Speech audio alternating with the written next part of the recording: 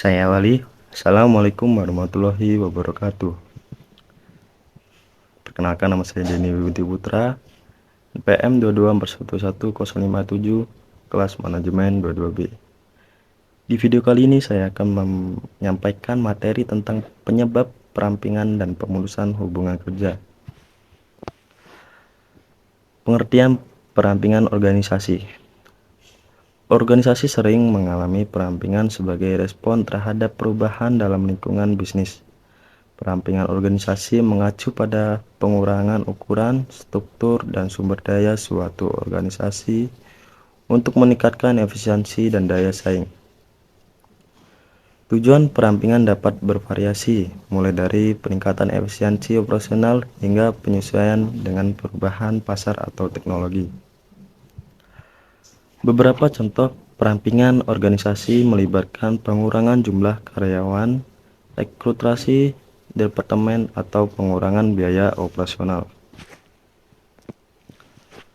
Selanjutnya, pengertian pemutusan hubungan kerja. Pemutusan hubungan kerja atau disingkat PHK merujuk pada pengakhiran kontrak kerja antara perusahaan dan karyawan.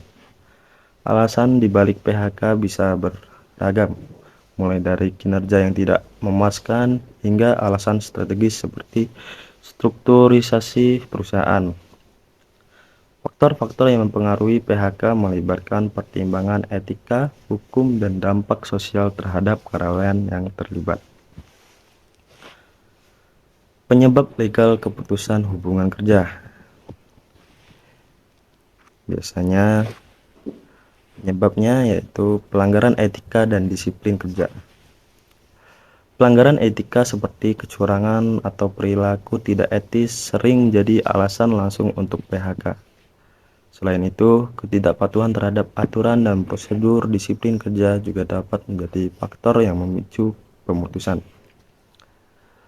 Ada juga kinerja yang tidak memuaskan, seperti PHK dapat dilakukan jika seorang karyawan tidak memenuhi standar kinerja yang telah ditetapkan oleh perusahaan. Evolusi kinerja yang adil dan terdokumentasi merupakan langkah penting dalam proses ini.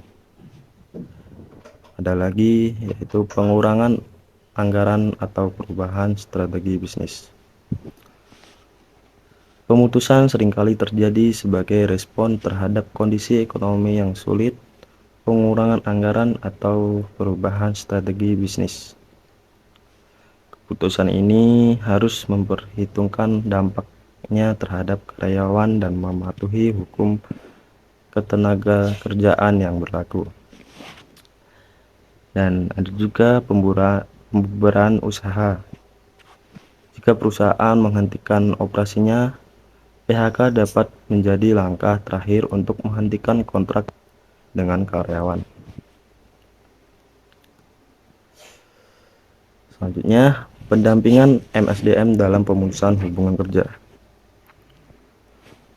Peran MSDM dalam PHK. Manajemen sumber daya manusia atau MSDM memiliki peran kunci dalam proses PHK. Ini termasuk merancang kebijakan PHK, memberikan pendampingan kepada karyawan yang terkena dampak, dan memastikan proses PHK sesuai dengan peraturan perundang-undangan. Proses pendampingan pekerja selama PHK. MSDM harus memastikan bahwa karyawan yang terlibat dalam PHK diberikan dukungan yang memadai, termasuk informasi tentang hak-hak mereka, bantuan dalam mencari pekerjaan baru, dan pelatihan lanjutan jika diperlukan. Selanjutnya, upaya untuk mengurangi dampak negatif PHK. Langkah-langkah yang harus diambil untuk mengurangi dampak negatif PHK terhadap karyawan dan citra perusahaan dapat melibatkan program outplacement, pelatihan keterampilan lanjutan, atau bantuan finansial sesuai kebijakan perusahaan.